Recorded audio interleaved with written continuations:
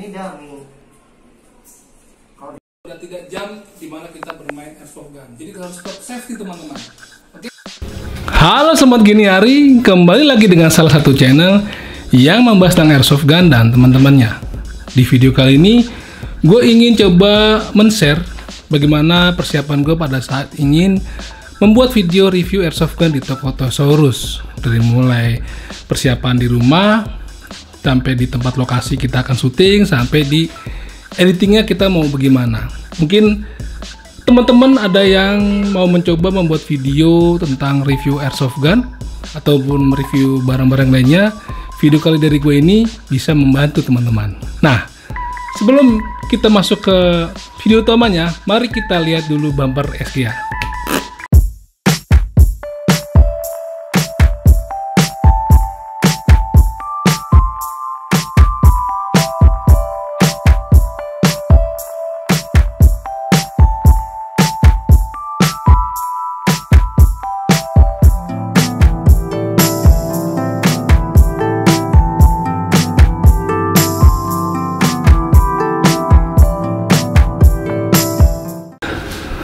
Oke, mari kita mulai aja videonya. Jadi, karena memang gue bekerja sama dengan Tokotosaurus untuk pembuatan video review airsoft gun, biasanya memang gue sehari atau beberapa sebelum gue syuting, itu gue meminta data unit apa yang akan sekiranya gue review nanti.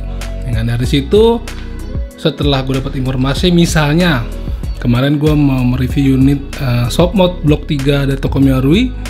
Ya pada saat itu juga setelah gue dapat informasi, gue lalu mencari data nih, data dari Google, ya kan, baik dari sisi senjata aslinya atau bahkan dari unit airsoft gunnya, replikanya, jadi gitu. Jadi pada saat pembukaannya nanti, pembukaan video, gue akan sedikit menceritakan tentang unit aslinya dari Shopmod Blok 3 ini. Di Google banyak lah tentang informasi-informasi unit yang dipakai oleh Kesatuan Amerika ini yang terupdate oleh Green Berets kalau nggak salah, dari informasi dari Google. Dari situ juga lo bisa mencari data lagi dari YouTube tuh teman-teman. Jadi kita klopin aja nih antara informasi kita dapat dari Google dan juga dari YouTube. Itu kita bisa jadikan bahan untuk sebuah pembukaan pada saat kita sebelum mereview unit replikanya. Nah, setelah informasi tentang unit aslinya sudah didapat, lalu kita rangkum, kita buat kesimpulan sendiri, tinggal kita mencari unit replikanya nih. Itu dari Tokomi Marui-nya kan. Jadi Tokomi Marui itu kita rangkum apa aja sih yang memang kita harus informasikan ke para calon buyer, misalnya seperti spesifikasinya, seperti bahannya, dimensinya. Nah, itu kita cari juga dari sumber-sumber web yang memang menjual produk airsoft gun yang serupa, gitu teman-teman. Jadi memang seperti biasanya gue selalu membuat 3 bagian cerita di video-video gue itu. Makanya kita perlukan namanya referensi, artikel ataupun gambar dari foto-foto, baik itu senjata asli ataupun dari replikanya, agar itu bisa kita ceritakan sebelum masuk ke dalam cerita utamanya, yaitu unit Tokomi Marui Shopmod Blok 3-nya.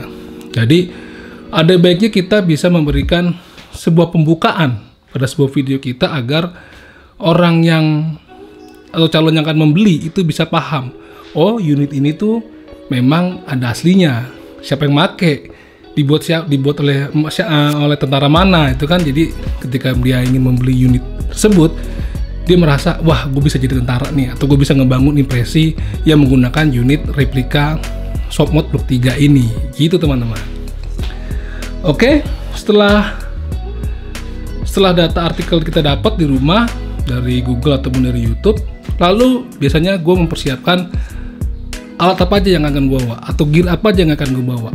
Seperti biasa, gue itu kalau mengambil gambar, baru-baru ini memang gue lagi mencoba untuk ngambil gambar dari 2 kamera, di mana kamera pertama itu adalah kamera utama yang mengambil dari depan objek, ataupun pada langsung direction pada objek yang kita akan ngambil, yaitu unit airsoft gun-nya yang kita pegang. Satu lagi adalah kamera yang ada kita letakkan di atas kepala kita. Jadi kita bisa menampilkan objek yang kita ambil tuh yang berupa airsoft gun itu dari tampak atas dan dari tampak depan, agar lebih ngasih lihat detail apa yang akan kita jelaskan. Seperti itu. Gue juga baru mencoba-coba dengan 2 angle tersebut. Beberapa kali memang gue melihat video-video review produk ya. Yang paling banyak sering pakai gaya angle seperti itulah produk-produk teknologi seperti handphone, HP. Tapi kalau airsoft gun memang jarang sekali menggunakan 2 angle seperti itu. Nah, tapi gue mau coba menerapkan. Dan sepertinya lumayan bagus, lumayan menarik ketika gue menampilkan dua angle untuk satu produk. Nah, berarti gue di situ gue mempersiapkan 2 kamera gitu kan. 2 kamera. Biasakan 2 kamera itu gue pakai kalau gue membuat sebuah bincang-bincang atau interview bersama temen gitu. Tapi kali ini gue mencoba 2 kamera untuk produk airsoft gun. Itu yang pertama yang harus disiapkan memang kamera ya. Kita harus cek dulu kamera yang kita pakai apakah bagus kondisinya. Yang terpenting adalah baterai kita harus casin, baterai spare, baterai utama, lalu juga memori juga jangan sampai lupa di backup atau lupa dihapus. Jadi sebelum kita syuting itu kita pastikan dulu isi yang ada di memori kamera kita itu sudah terbackup di hard disk misalnya, ataupun memang nggak perlu dihapus. Jadi benar-benar pada hari H itu kosong. Kemudian jangan lupa kamera-kamera kita yang akan pakai dan lensa-lensanya juga harus kita bersihkan agar pada saat kita mulai take itu tidak ada flicker ataupun noise di lensa, sehingga noise itu bisa dari debu-debu nempel atau tisu-tisu yang biasanya nanti jadi titik hitam tuh atau titik-titik lah di lensa atau pada saat kita edit kelihatan tuh nanti. Kemudian setelah perkameraan dan aksesoris sudah kita benahi, baterainya, memorinya, lalu ya karena memang gue sekarang lagi memulai menggunakan sedikit banyak lampu, beberapa lampu maksudnya. Jadi gue persiapkan juga tiang-tiangnya gitu kan, karena di toko juga baru ada beberapa tiang lighting dan backdrop, jadi sisanya gue bawa dari rumah.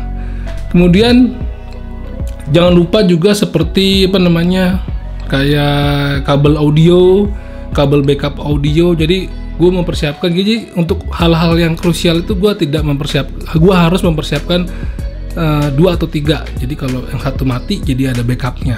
Seperti misalnya kabel audio gue harus mempersiapkan 2. Lalu juga mic sendiri juga gue bawa 2 bahkan 3 gitu. Jadi kalau ada kerusakan ataupun ada pengen suara audio record tambahan, gue udah ada barangnya gitu teman-teman. Lalu apalagi ya, lalu juga ada lighting backup aja. Jadi sebenarnya di toko juga sudah ada beberapa lighting yang cukup mumpuni untuk ngambil gambar agar terang, tapi gue tetap membawa spare. Tadi kita harus mementingkan kondisi alternatif lah. Jadi gitu, kalau kita ada kerusakan kita juga bawa backupnya, ataupun kita pengen ada sedikit improvisasi suasana, kita juga ada beberapa gear yang bisa mendukung alternatif tersebut teman-teman. Jadi gak usah buru-buru, pokoknya disiapkan pada H-1 lah. Kita harus rasa-rasain. Terus kalau kita pengen suatu improvisasi video lagi di apa yang akan kita sampaikan di video review, kita bisa nonton di YouTube dulu. Oh, pakai alat ini supaya nanti hasilnya lebih sedikit ada bedanya dengan yang minggu lalu misalnya. Dari toko itu kita sudah punya backdrop. Jadi kita ada backdrop warna hitam dan warna hijau green screen. Di situ akan ada Bang Andre atau Bang Tony yang akan membantu membangun backdrop gitu loh untuk bagian belakang pada saat kita review. Biasanya memang kita tuh rame-rame lah. Jadi setup backdrop, setup lighting, kamera. Jadi ada istri gue juga, ada Andre, ada Tony, ada gue juga. Jadi memang yang gue bilang sekali lagi, paling lama dan paling gue suka adalah saat gue men-setting lighting tuh. Kadang-kadang berkali-kali gue bilang Bahkan gak cuman gue di rumah sendiri, pada saat gue sama Bang Andre dan Tony di toko Tosaurus juga, gue sering sekali men-setup lighting agar hasilnya pas kita tampilkan di monitor TV kalian atau di HP kalian pada saat menonton gitu kan. Jadi setelah dirasa pas, lalu baru kita cek atau setting audio gitu kan. Karena memang sekarang ini mengambil 2 angle gitu kan. Biasanya kalau pada saat pembukaan itu kan gue belum mengambil 2 angle, jadi hanya pada kamera direct langsung ke gua gitu kan, horizontal ke gua. Itu hanya menggunakan audionya 1 aja. Jadi gue pakai stand lalu pakai Rode gua kayak seperti sekarang nih gue ngomong. Tapi ketika sudah mulai mereview unit, kan gue pakai 2 kamera tampak depan dan kamera tampak dari atas tuh. Jadi semua yang sifatnya menggunakan 1 kamera yang hanya berbicara pada orang doang nih, kita ambil semua nih. Pembukaan, penutupan itu kita ambil 1 kamera. Jadi kita ambil di bagian awal dulu. Jadi kita nggak bongkar pasang 2 kamera. Jadi setelah semua yang sifatnya menggunakan 1 kamera selesai diambil, baru kita mengambil review produknya, yaitu 2 kamera. Dimana kalau kita sudah men-set 2 kamera, artinya juga lightingnya juga berubah teman-teman. Kiri, kanan, belakang, depan itu juga harus kita set kembali. Jadi biasanya untuk bagian kamera atas juga gue minta tolong sama Bang Andre atau Bang Tony untuk jadi operatornya, dan itu juga dikomanduin sama istri gue yang ada di kamera depan gue itu. Jadi pas ke-record itu harus bareng-bareng agar pada saat editing itu memudahkan sinkronis kamera 1 dan kamera 2 teman-teman. Tapi alhamdulillah beberapa kali kita melakukan hal tersebut, teman-teman juga senang dan hasil juga lumayan lah menurut gua. Mungkin teman-teman juga ngerasain dari hasil ketika nonton di beberapa video review gue belakang. Yang terpenting buat gua adalah dan tim, apa yang disampaikan itu, yang dilihat itu suara dan gambarnya tersampaikan dengan jelas gitu. Jadi tuh apa sih, ngomong apa sih, atau tuh gambarnya apa sih gelapnya, itu yang harus gue terus pelajari. Memang ada masukan di gue sendiri, kadang memang ngomong gue tuh masih terlalu cepat, tapi itu harus terus gue perbaiki, masukan yang bagus buat gue, karena pengucapan atau lafal kalimat yang kurang jelas itu juga akan menghambat pesan yang akan tersampaikan ke penonton. Jadi ya gue harus terus belajar supaya ngomongnya jelas gitu teman-teman. Biasanya pada saat sebelum gue syuting pun itu gue juga terus menghafalkan.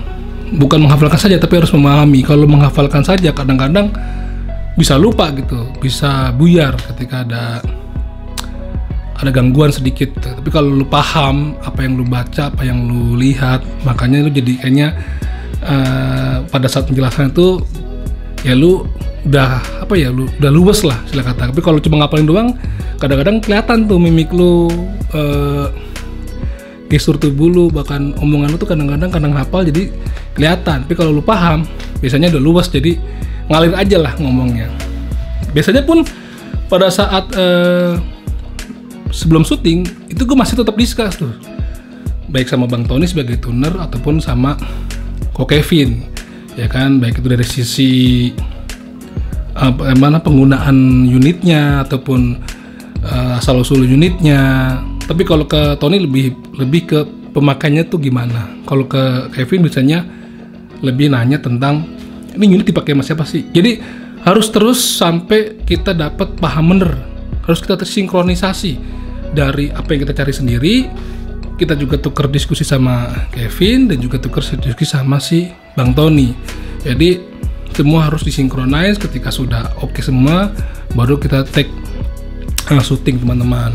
Itu bahkan kadang-kadang di tengah jalan pun pada saat syuting ada masukan tuh, minta di cut, omongan lu salah, omongan lu kurang jelas. Itu kadang-kadang si Kevin juga ada di balik kamera untuk ngasih tahu kalau ada kata-kata gue memang nggak pas atau kurang jelas. Begitu juga Tony, bang ini nggak begini bang, dikatain dulu. Oke, jadi nggak seperti yang lu lihat itu ngalir aja. Itu tuh proses cutting video tuh teman-teman. Jadi cutting video ataupun kita stop dulu. Kadang-kadang gue tuh sampai untuk mereview satu unit aja itu bisa sampai 1-2 jam karena memang gue harus ngerasa paham nih, gue harus ngerasa luas menjelaskannya. Belum lagi tadi gue bilang ada pihak-pihak yang minta di-cut atau ada gangguan dari namanya di mall ya, ada orang cleaning service lagi benerin, lagi ngepel, tiba-tiba ada tamu di toko yang suaranya kenceng. Nah itu kan juga kadang-kadang gue harus sabar, atau kita tim bersama-sama harus sabar untuk bisa mengulangi lagi atau di-cut dulu atau gimana lah supaya ntar hasilnya tetap clean dari distorsi audio ataupun videonya gitu. Oke teman-teman, untuk proses editnya biasanya gue menggunakan karena gue di rumah ada pakai MacBook, jadi gue pakai MacBook dan edit pakai software Adobe Premiere CC 2020. Menurut gue ini adalah salah satu software editing yang cukup asik karena memberikan banyak fitur yang kita bisa menghasilkan suatu video dengan olahan style editing yang keren-keren, dari mulai transisinya, video efeknya, audio efeknya. Di situ lumayan lengkap gitu teman-teman. Nah setelah itu prosesnya baru kita masukin ke YouTube. Tapi sebelum ke YouTube biasanya gue render, gue periksa dulu bareng sama istri apa aja yang kira-kira kurang, apa kira-kira yang miss. Kalau udah semua video kita lihat sebelumnya nggak ada revisi, baru kita tayangin di YouTube. Setelah tampil di YouTube, baru deh kita share ke media Yetosaurus, ke media Facebook Yetosaurus, IG-nya, dan mungkin juga ke wall Facebook gue pribadi. Begitulah proses mereview unit airsoft gun ala SGH. Mungkin ada teman-teman yang mau mencoba memulai membuat sebuah review. Intinya kalau memang kita masih sulit berbicara, kita bisa kasih keterangan tulisan tuh. Jadi gambar, kasih tulisan, ya kan? Apa yang lagi lu tampilin di video itu ada tulisan keterangannya nih. Misalnya lu ngomongin tentang fast, ya kan? Ketika lu buka suatu pouch-nya, lu tulisin pouch-nya ini berisi ini, nah pakai tulisan. Tapi kalau lu ngerasa ingin mencoba menggunakan suara lu sendiri, ya nggak apa-apa. Lu harus belajar take vokal berkali-kali agar hasilnya pada saat kita record di main recordnya itu nggak kegok. Nggak apa-apa. Gue juga ini bikin video gini aja, gue tuh beberapa tuh kan ngomongnya belibet. Gue untuk bikin video gini aja beberapa kali harus take ulang karena gue kadang-kadang kecepatan ngomong coy. Gitu teman-teman. Oke, segitu dulu aja video dari gue. Semoga bermanfaat buat teman-teman yang ingin mencoba bikin video review produk. Gitu. Sampai jumpa di video SG berikutnya. Dadah.